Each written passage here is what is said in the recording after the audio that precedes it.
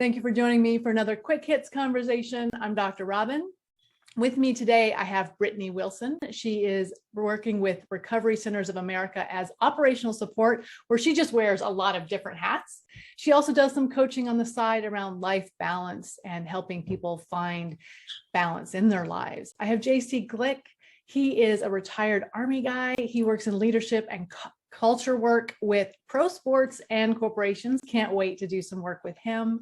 And I have Chason Forehand. He's the founder of a nonprofit who is working on the dumpster fire that is the unemployment of today's world. He also works with veterans, helping them transition to civilian life.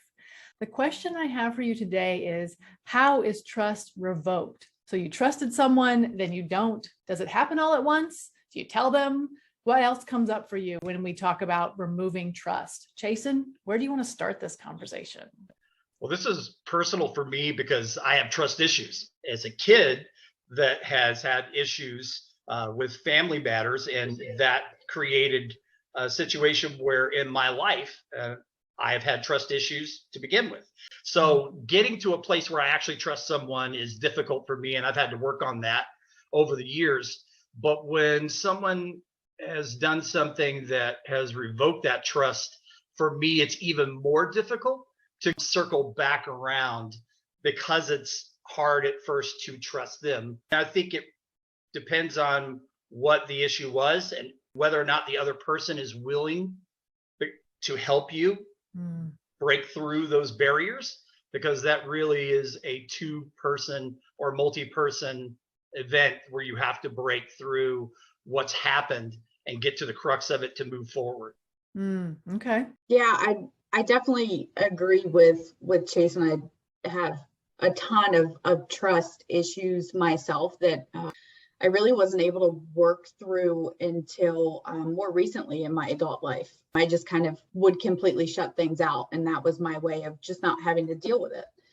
But I have learned that once someone does break my trust, that's it. It's done, especially a lie, but often just watching human behavior. So it may not be something that directly impacts me, but as I watch others interact among themselves, people kind of show their true colors.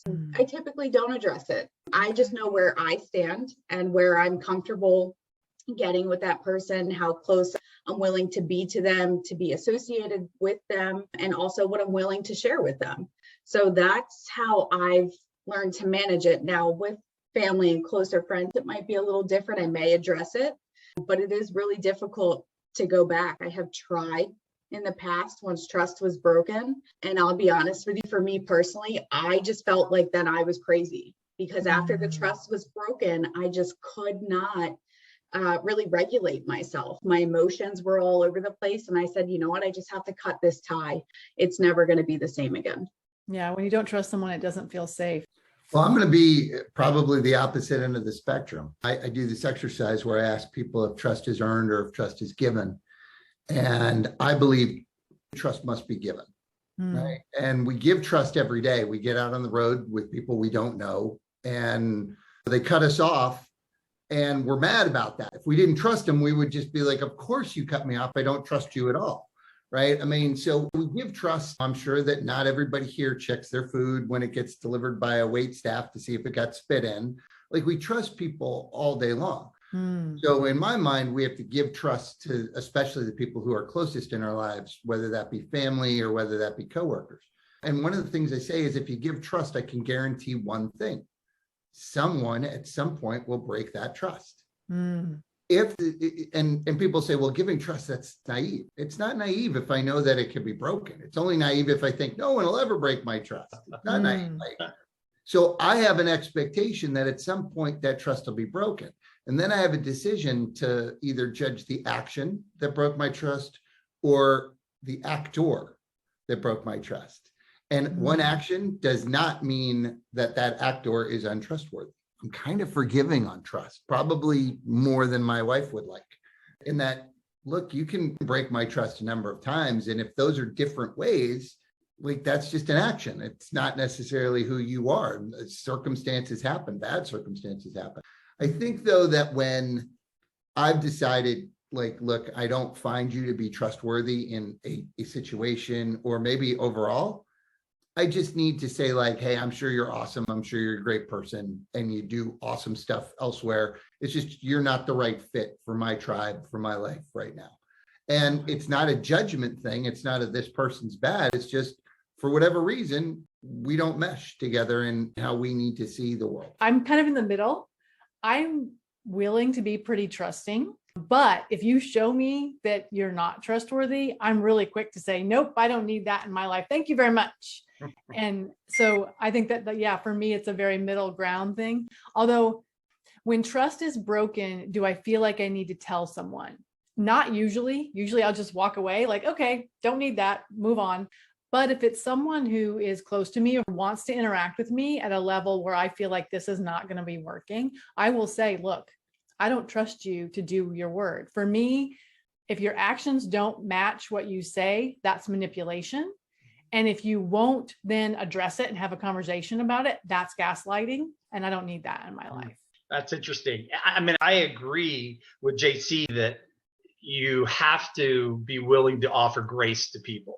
And it's taken me a long time in my life to get to the place where I could offer grace more willingly. And again, my wife is much better.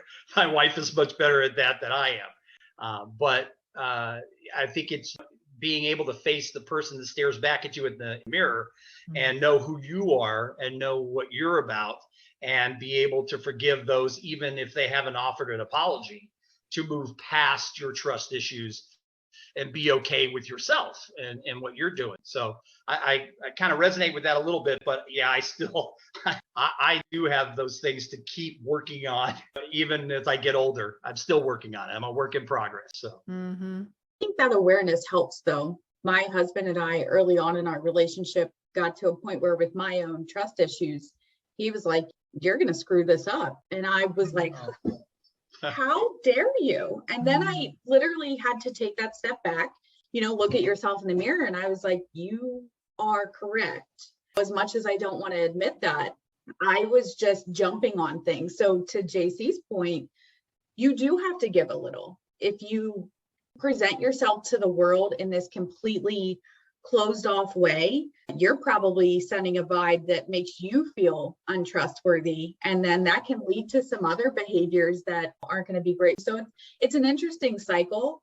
And I'm very passionate about the work I do with couples because trust is huge and it can easily be broken. The tricky part with trust is, what is the expectation to begin with?